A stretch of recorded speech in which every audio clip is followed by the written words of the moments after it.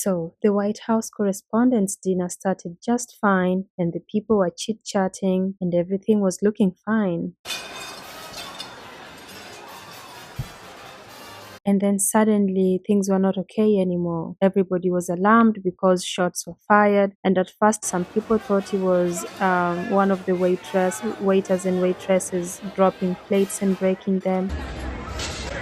But then it became clear that those were real gunshots. And so then everybody was very alarmed. And as you can see, the Secret Service immediately rushes to Trump and the other VIPs.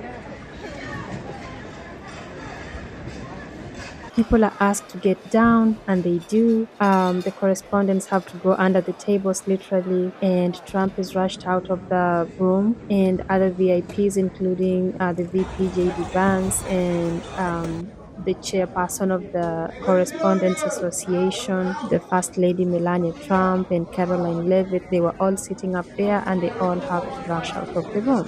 Ladies and gentlemen, out. We gotta go. We have to exit. It gets really chaotic in the room, I'm telling you guys.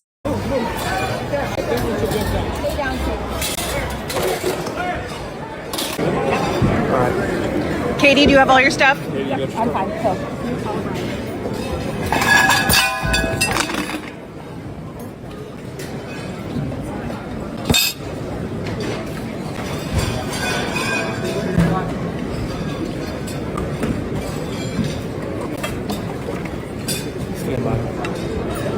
Yes, sir.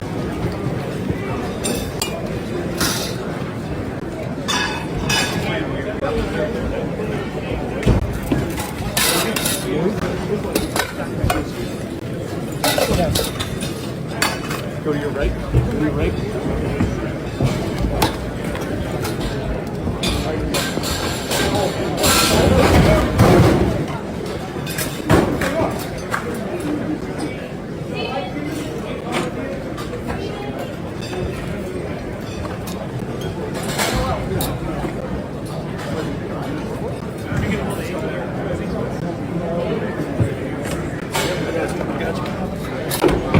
But at the same time, I gotta tell you, some of these correspondents did not look scared at all.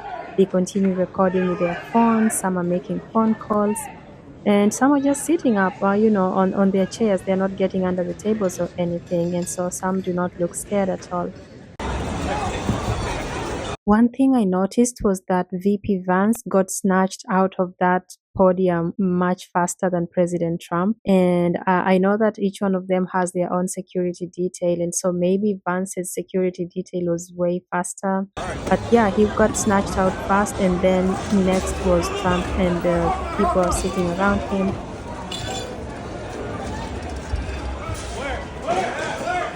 And the chairperson of the Correspondents' dinner literally had to crawl out of the room following Trump and the Secret Service that took him out of the room.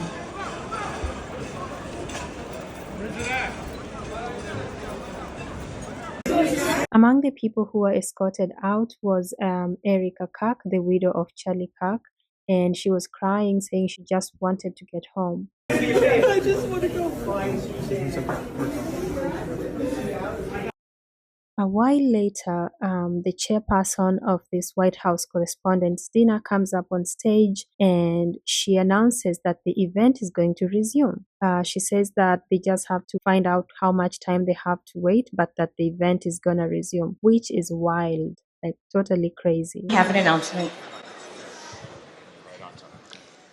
I know everyone's going to want as many details as possible, and right now we don't have that, but I can tell you that our program is going to resume momentarily.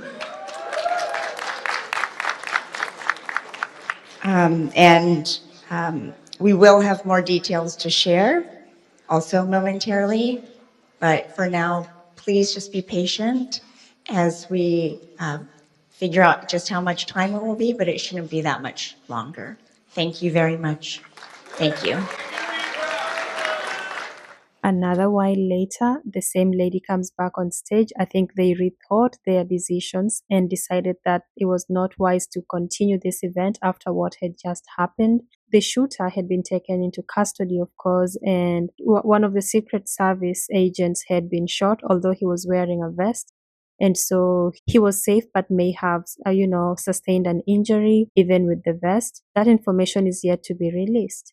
And so, so this lady comes back up on stage and announces that we are not going to continue with the event, but that President Trump has said he's going to be giving a press briefing in a few minutes and that they would reschedule this event within 30 days. So the event is officially canceled now. So then some of these correspondents head to the White House to prepare for the press briefing that Trump said he would give. This is a room full of reporters, so I know you've already seen the president's tweet. My apologies, his post on Truth Social. And law enforcement has requested that we leave the premises consistent with protocol.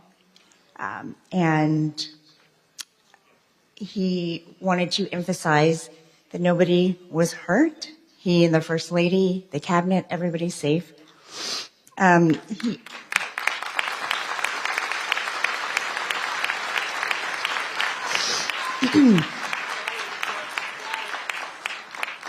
The president will be having a press briefing at the White House in 30 minutes. That is not a joke.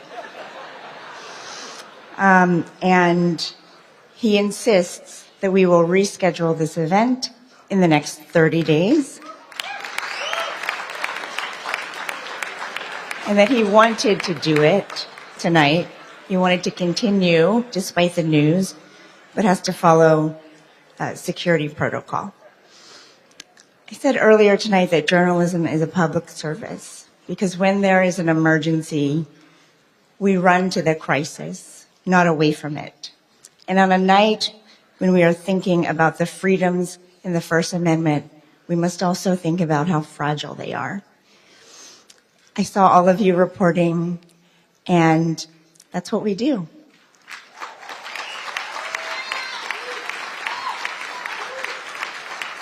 So,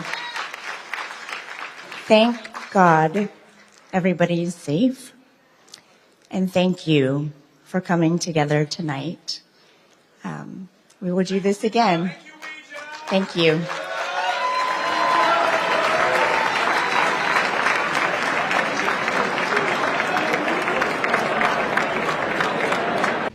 That was very unexpected. President Trump then holds a press briefing at the White House where he shares additional details about the situation that had just happened.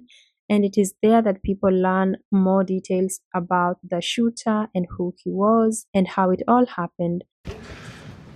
But incredibly acted upon by Secret Service and law enforcement. And this was an event dedicated to freedom of speech that was supposed to bring together members of both parties with members of the press.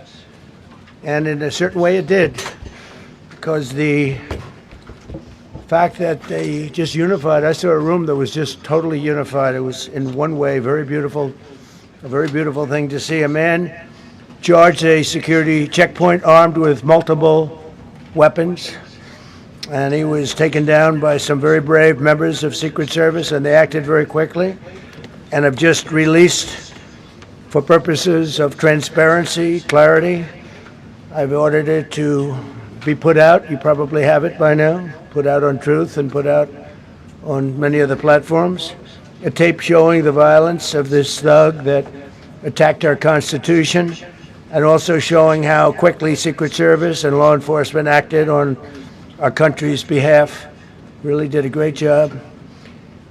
One officer was shot, but saved by the fact that he was wearing obviously a very good bulletproof vest. He was shot from very close distance with a very powerful gun, and the vest did the job.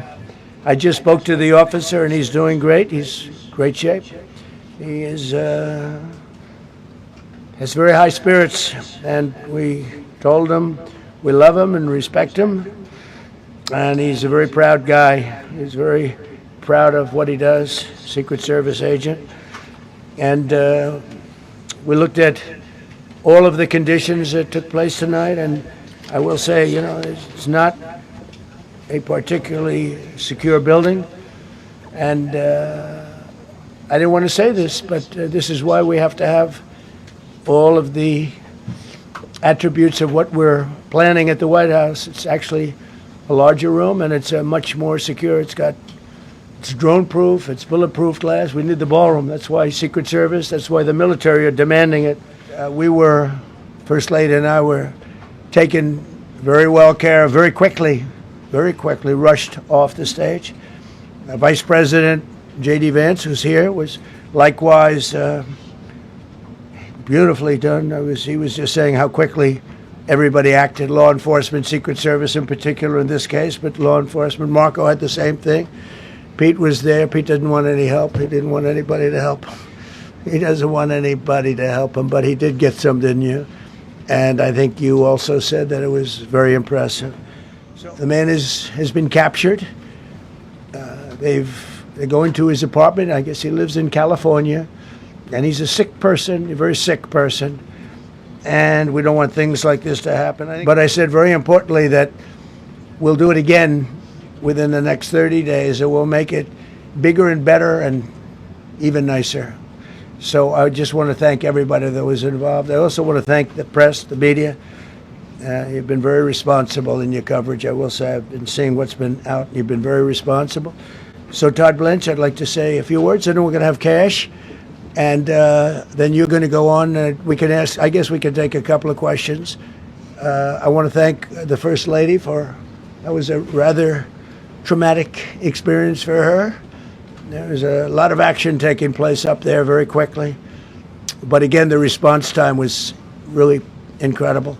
And we're going to reschedule. We're going to do it again. We're not going to let anybody take over our society. We're not going to cancel things out because we can't do that. We wanted to stay tonight. I will tell you, I fought like hell to stay.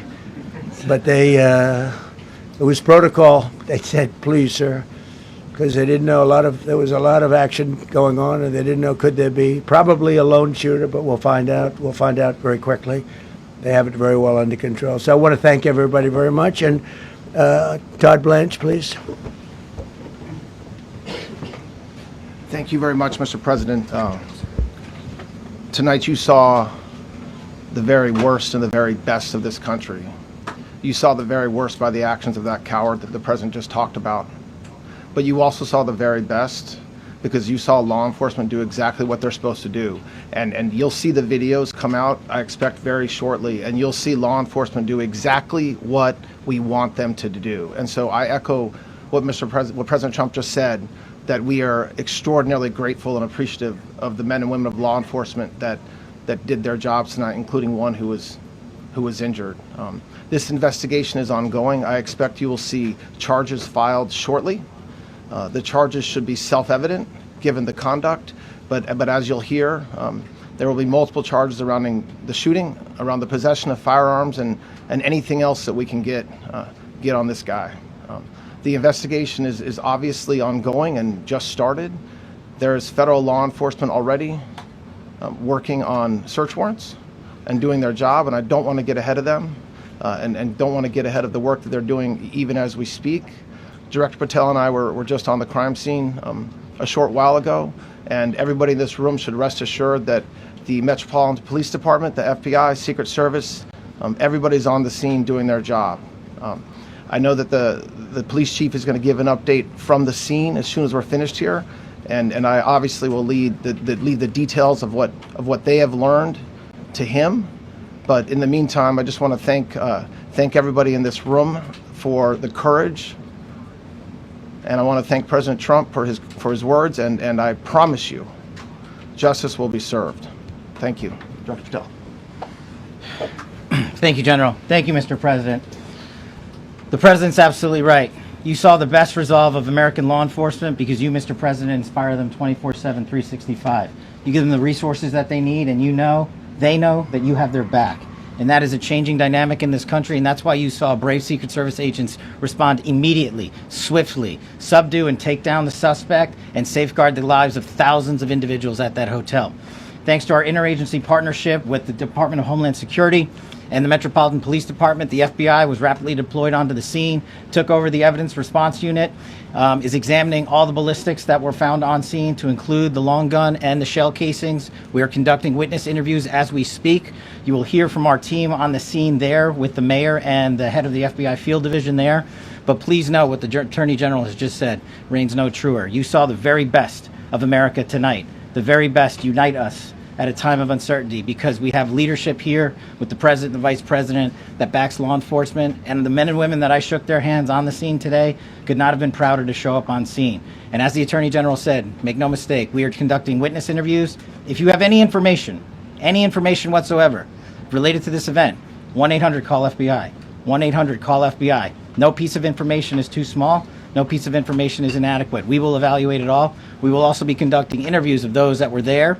And if any of those individuals have information, please come forward to law enforcement or the FBI or the Metropolitan Police Department. We will be examining this individual's background thoroughly. That process has already started, and we are going to ensure that he was either a lone wolf actor or anyone else that was responsible. We will analyze all evidence immediately to make sure that we safeguard this country. Mr. President, Mr. Vice President, thank you for your leadership. Attorney General and Homeland Secretary Merlin, thank you for your partnership in law enforcement. Thank you, Ken. Okay, we'll do a couple, and then we go to the chief. Madam Chairman, I just want to say you did a fantastic job. What a beautiful evening, and we're going to reschedule. Okay. And after that, it's very tough for her to ask a killer question, right? But you have done a fantastic job. Please. Mr. President, I appreciate it. As you mentioned, it all happened so quickly. Yeah. And I wonder, especially because unfortunately you have experience with these sorts of threats, in that moment when you realized there was a threat and service agents were telling us to get down, can you describe what was going through your mind, how you were feeling in that moment? That's a very good question, actually. It's always shocking when something like this happens. Happened to me a little bit, and that never changes. The fact, we were sitting right next to each other, First Lady on my right, and I heard a noise and sort of thought it was a tray. I thought it was a tray going down. I've heard that many times, and it was a pretty loud noise. And it was from quite far away. He hadn't breached the area at all. They really got him. But so it was quite far away, but it was a gun. And some people really understood that pretty quickly. Other people didn't. I was watching to see what was happening. Probably should have gone down even faster. Melania was very cognizant, I think, of what happened. I think she knew immediately what happened. She was saying, that's a bad noise. And we were whisked away along with other people, but we were really whisked away. And again, the performance of the Secret Service and the police, all of the law enforcement, I thought was really good. So it was very quick. There wasn't a lot of time to be thinking, because it was a matter of seconds before we were out the door and gone into an area. We very much, and you wanted to too, we very much wanted to continue it, because I don't like to let these sick people, these thugs, these horrible, horrible people, change the fabric of our life, change the course of what we do. So we held out. You were there. We held out right till the end, but they didn't want to take a chance, and I understand there was protocol. But we're going to be doing one hopefully within the next 30 days or sooner, and I am ready, willing, and able. And I was all set to really rip it. And I said to my people, this would be the most inappropriate speech ever made if I said one. So I'll have to save it. I don't know if I could ever be as rough as I was going to be tonight. I think I'm going to be probably very nice. I'll be very boring the next time, but we're going to have a great event. And you did a fantastic job. Thank you very much. Peter, go ahead. Thank you, President Trump. There's a report in the New York Post that this assailant assembled his weapon somewhere on site at the hotel. What do you think about that? And I ask respectfully, why do you think this keeps happening to you?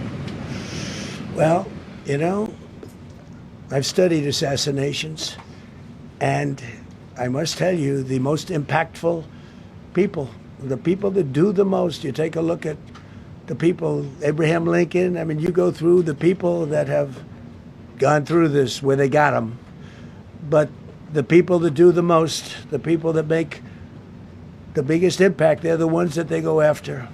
They don't go after the ones that don't do much because they like it that way.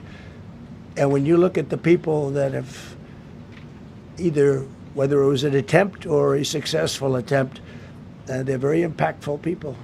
Just take a look at the names here, the big names.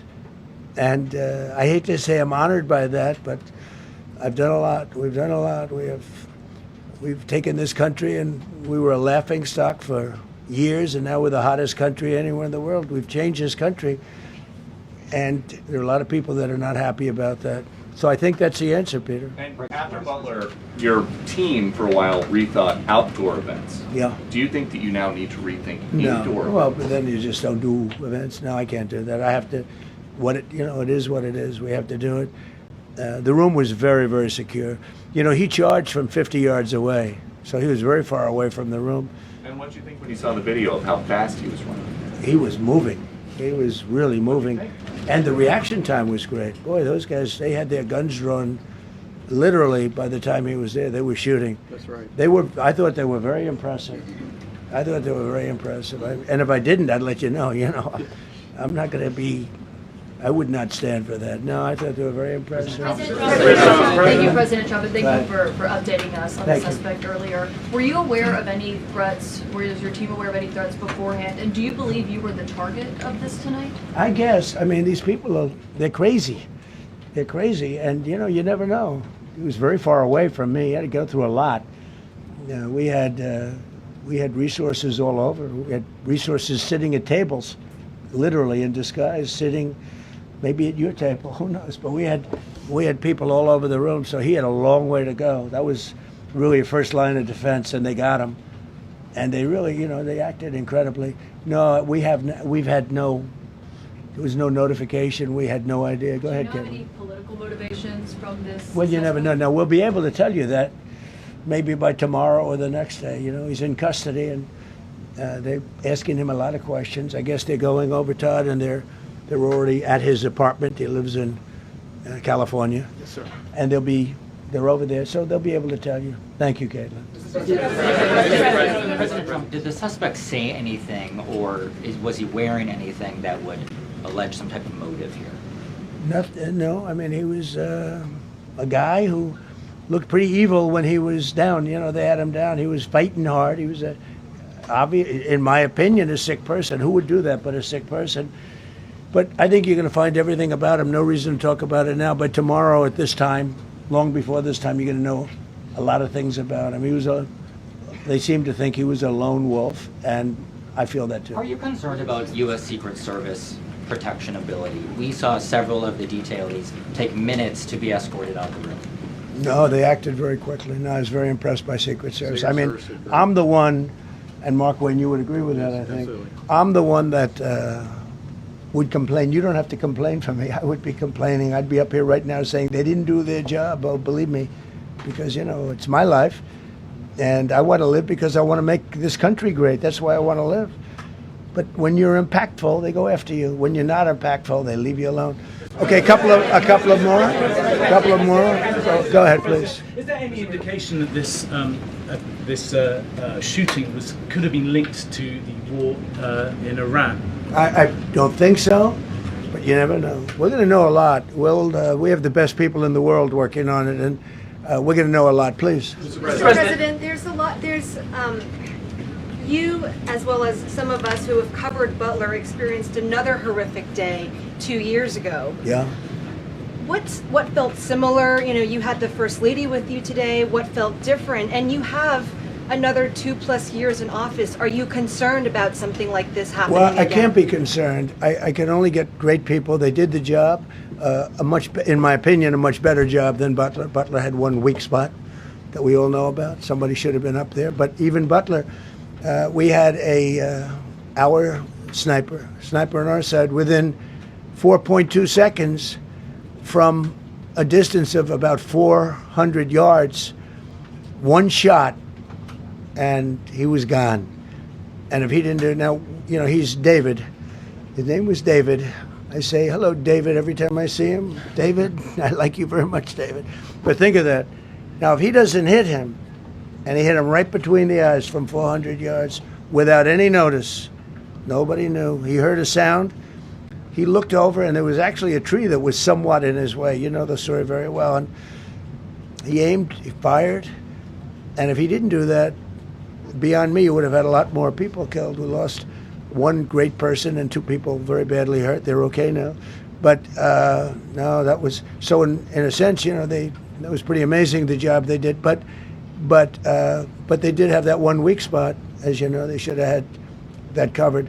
Tonight they had everything covered very quickly, and he was fast. He was running full blast, and they got him before they got any further. I was very far away. You know, he hadn't anywhere close to breached the doors of the ballroom. The ballroom was sealed, and everybody in there. That's why once those doors opened, they didn't want to do tonight. If the doors weren't opened, we could have probably done it tonight, but I think we're much better off rescheduling. Yeah, please. Mr. President, for you and perhaps law enforcement as well, what is the level of confidence that this was a lone actor, and has the suspect made any statements to police while in custody? Yeah, I think it's just it's not my profession. We have great professionals up here and outside that have been working with us.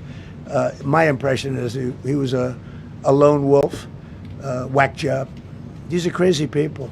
These are crazy people, and they have to be dealt with. We had that in the second attempt, as you know, and he's spending life in prison because if you let him out, they'll probably, you know, if he serves 10 years or 15 years, you let him out, he'll probably try it again with somebody else. They're sick people. We have a lot of sick people, but you're going to know. I think very shortly you're going to know, Todd, a lot about him. You're going to know a lot about him. Yeah, a couple of more. Yeah, please, go ahead.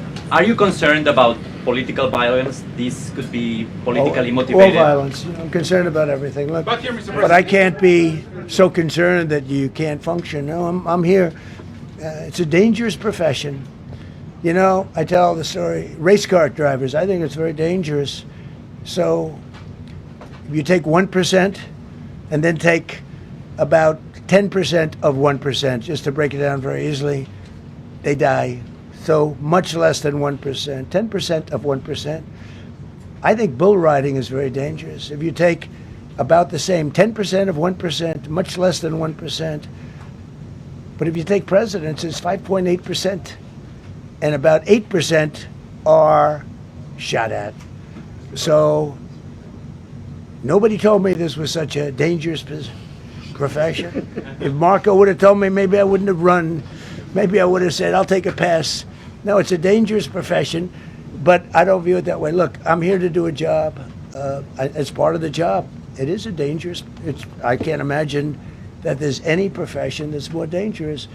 But I love the country, and I'm very proud. I'm very proud of the job we've done. You see what's happened. We have a great country. We've got, I think, the most successful, the hottest country anywhere in the world. This happened over a period of just a year, and we're going to do great things. But with that come risks. There's no question about it. Yeah. To that end, I mean, there's been so much political violence, not just aimed at yourself, but at other members of Congress, state house speakers, you name it. Is that just the cost of doing business to do politics in America anymore? Yeah, well, what does that say about our country? Too. You know, we're not the only country. You look at this great violence with all countries. I was talking to somebody from another country today, and they have numerous assassinations of political figures all over the world. You look at South America, it's like some of the numbers are just horrific. It's dangerous. It's dangerous stuff, whether it's here or someplace else.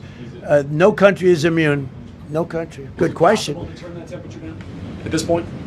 Well, probably if I decided to just not do much, you know, if I let everybody rip us off and take advantage of us. Look, we're leading the world in trade now. We're leading the world in the military. We're the greatest military in the world. I rebuilt it in my first term, and now we use it because we have no choice. We can't let, as an example, Iran, we can't let them get a nuclear weapon.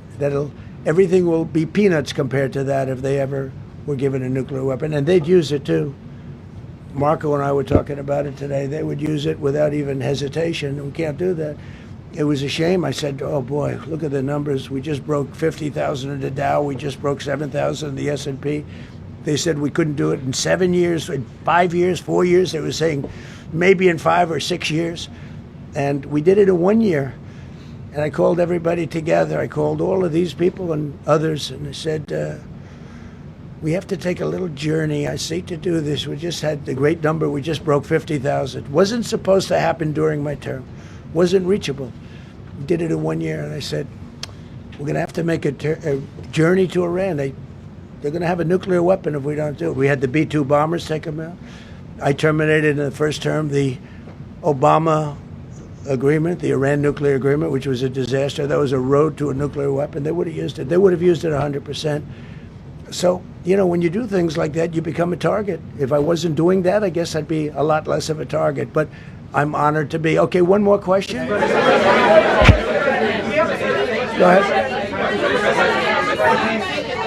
Yeah, go ahead. Thank you, President Trump. Thank you, President Trump. Do you know how the gun was brought into the hotel? And also, how does this event impact you as the leader of our country? Do you think it will change your I leadership? like not to think about it. I lead a pretty normal life, considering it's a dangerous life. I think I handle it as well as it can be handled. I think a lot of other people, you read stories where they become basket cases. To be honest with you, I'm not a basket case. I really take it as it is. I do it for the country. I'm not doing it for any other reason. I have a first lady who's doing a terrific job. She loves the country, and she recognizes it better than anybody. She's told me numerous times. She said, you are in a dangerous job. But that goes along with her, too. I mean, it's dangerous for her, too. We sat there tonight. We heard that noise, and it was either a tray or a bullet. I was hoping it was a tray, but it wasn't.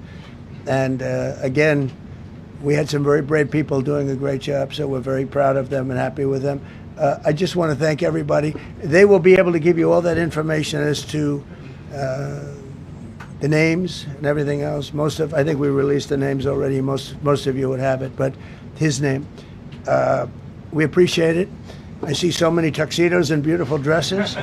It was a little different evening than we thought, but we're going to do it again, and we have a great chairman who we're so proud of, and we have to make it better.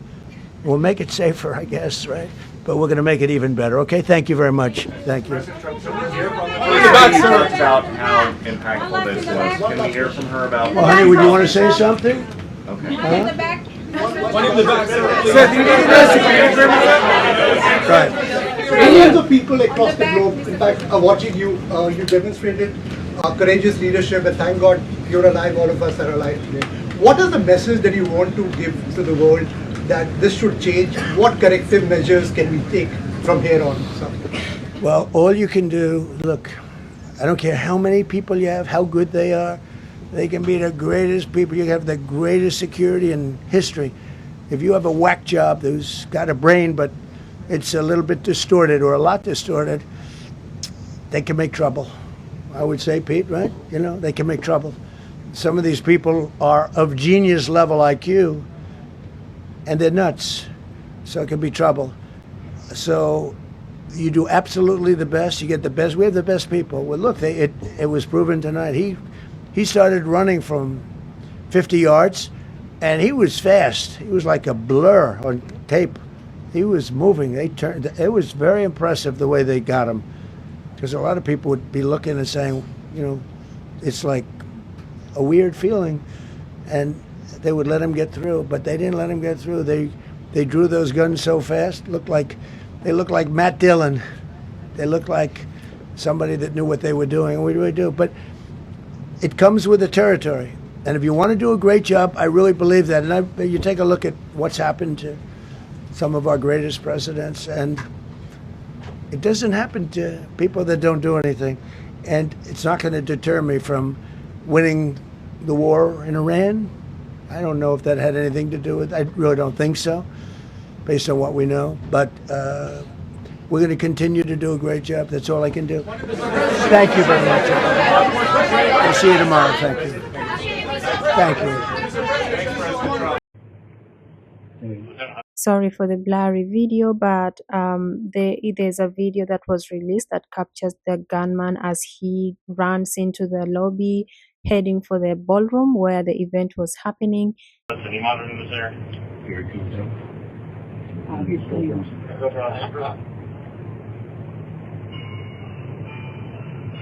Shall I post it as soon as And it is then that Eighteen, secret go for, agents and other security detail capture him and throw him on the ground and just hold him. And some reports were coming out that the guy was shot dead, but no, the guy was not shot. As Trump confirmed in his briefing, the guy was not shot. He was captured and was taken into custody. I think he was even taken to the hospital for evaluation. It turns out that the guy is a teacher. He's from California, and he's a 31-year-old male from California. And he's even been a teacher of the month wherever he teaches guys.